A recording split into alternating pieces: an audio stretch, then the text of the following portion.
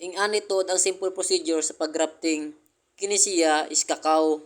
Atong sukdon ang diameter sa sayon ug sa rootstock. Kailangan pareha na sila para compatible.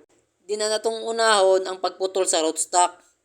Tapos ang pag-slice nga pinapurma og B sa sayon. Then after that, pag mapurma na nimo na og B ng iyang sayon, dili na nimo na siya dugay-dugayon og taod sa rootstock. Dapat pagkahuman og i-slice ana pinapurma og B, ato dayon na siyang hiwaon ang kanang iyang rootstock.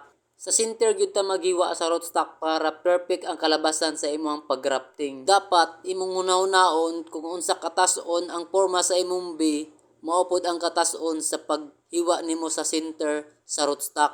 Then after ana nga mahiwa na nimo ang center sa rootstock, nimo na dayon na i-insert ang imong sayon. Og imo nang hawiran ng tumoy sa rootstock para dili mo diretso ang pag-insert nimo sa sayon. Then after ana, nimo dayon na siyang bugkoton sa silupin.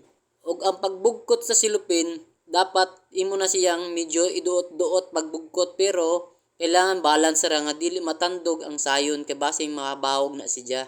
After ana pag bidyo-bidyo sa silupin, imo na dayon na siyang ilak para dili matanggal ang iyang silupin.